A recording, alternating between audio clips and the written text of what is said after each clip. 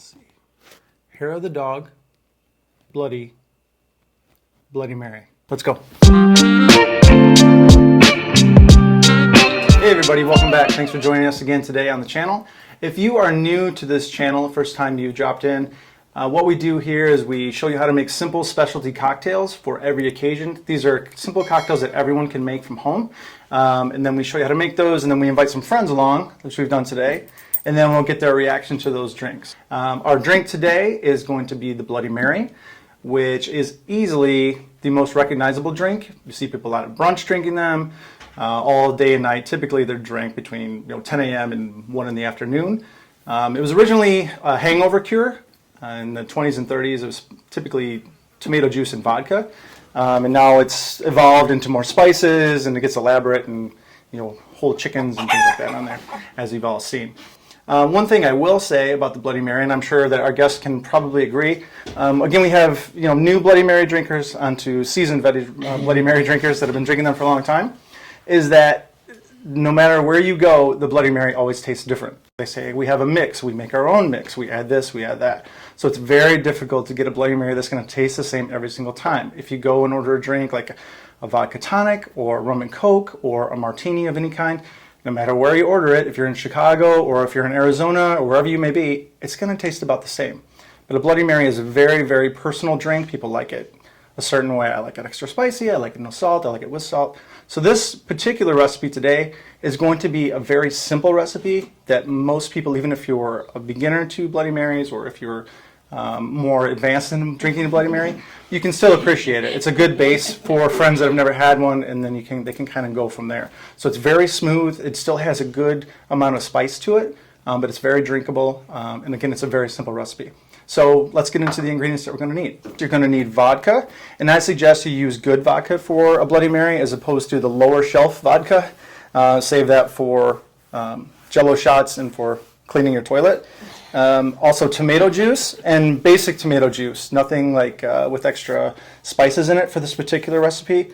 You're going to need a lemon, some Cholula, which is like hot sauce but specifically Cholula for this drink, Worcestershire, some celery salt, and cayenne pepper, and then also a cocktail shaker for this particular recipe. Okay, so you're going to need a shaker, ice, 1 3/4 ounces of vodka, 5 1/4 ounces of tomato juice,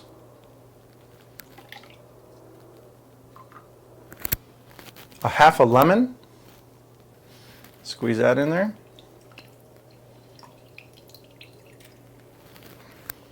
Worcestershire sauce, a couple dashes of Cholula,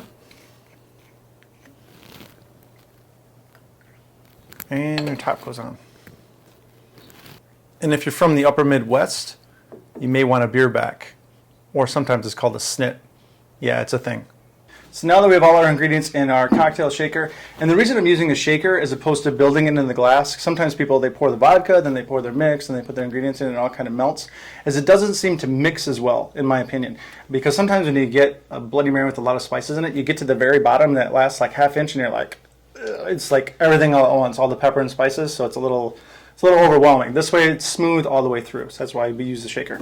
So, and one other thing to show you, this is our glass, and we've covered the rim in the glass in smoked salt, and this is really simple to do. If you're going to rim the glass of a martini or any other glass like that with sugar or spices, just take either a lemon or a lime, and you're going to run it around the rim of the glass. Then you can either put it on a plate, or sometimes they have special little containers for that, and you're just going to dip that and twist that in there, and it's going to rim the glass really nice. Again, this is smoked salt for a Bloody Mary, so it's going to give it a nice smoky flavor. So in here, we're just going to shake this for about 5 seconds, not to go too crazy with it, just enough to mix the ingredients together. And then the ice in here is going to go right into the glass. We're not going to strain this. So we'll just shake it for 5 seconds or so.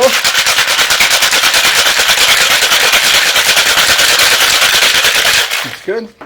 And we go right in. And then we're going to garnish this with celery. And then I like to put a little bit of cayenne pepper in there, just a little dash of that. And our celery salt here, dash that.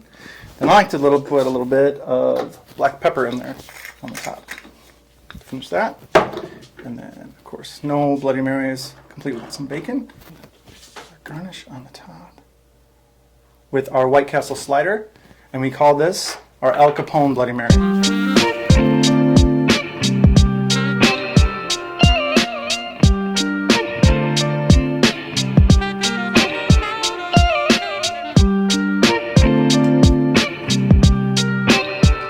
All right, who's ready for one? Mara?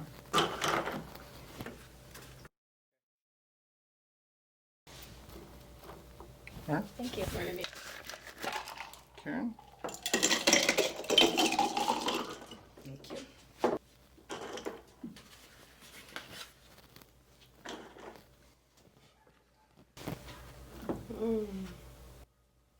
Tom? Lisa?